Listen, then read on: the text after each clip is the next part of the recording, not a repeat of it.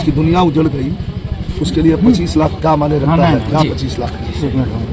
कम से कम मैं तो ऐसे निवेदन करूंगा 1-1 करोड़ के लिए, लेकिन 50 लाख कम से कम मृतकों के, एक मृतकों को अगर ये सरकार की तरफ से धनराशि दी जाती है तो कम से कम जो छोटे बच्चे हैं बच गए हैं, बहनें बच गई हैं, उनकी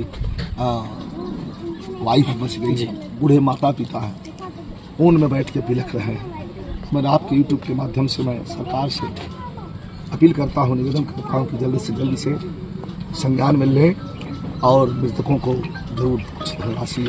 सर जो अनहोनी तो हो चुकी है, जो गया अब आएगा नहीं, लेकिन जो तार गया था सबको दिखाई दिया होगा कि इस रास्ते से तार गया है। चूक किसको मानते हैं यार? बस चूक कुछ नहीं, ये ऊपर वाले की मर्जी है, ये विधि का विधान है।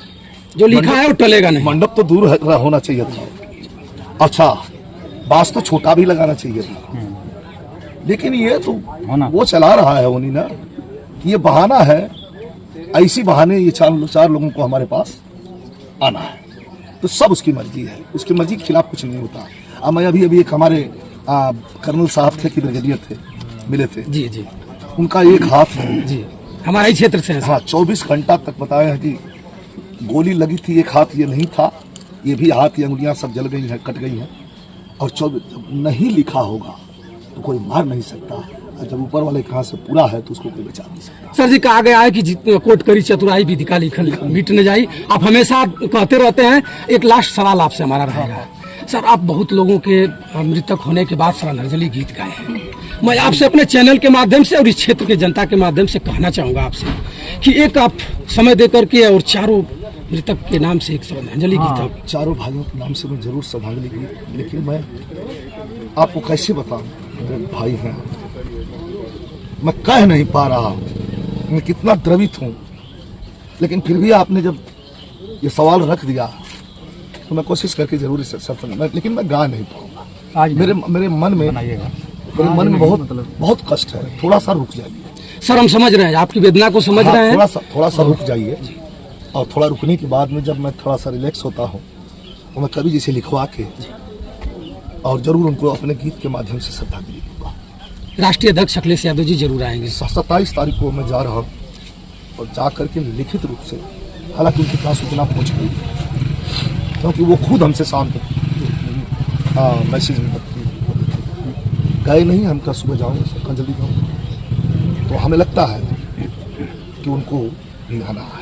आप सर आज आए हैं, 1-2 घंटे से यहाँ पड़े हुए हैं, चारों परिवार से आप जाकर मिले हुए जी, चारों परिवार से मिला, चारों परिवार हमारा, और कैसे मैं एक परिवार से मिलकर चला गया, ये चारों परिवार हमारा है। और उनके दुख में मैं मालिक से यही बस दुआ करूँगा कि इनको ईश्वर शक्ति दे, सहन शक्ति दे।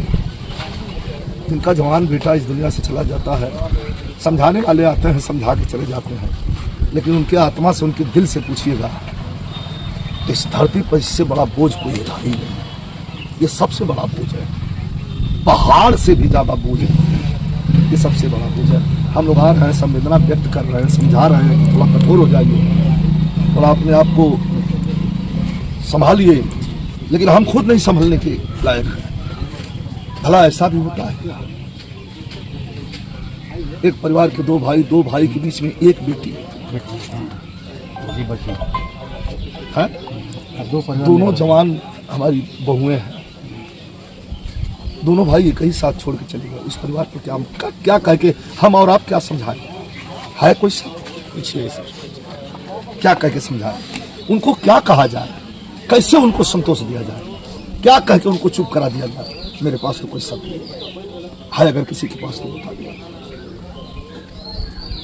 एक बार फिर से मैं आपको रोक रहा हूं, एक बार फिर से मैं परम पिता से यही प्रार्थना करूंगा कि परिवार को शक्ति दे और मृतकों को अपने चरणों में स्थान दे।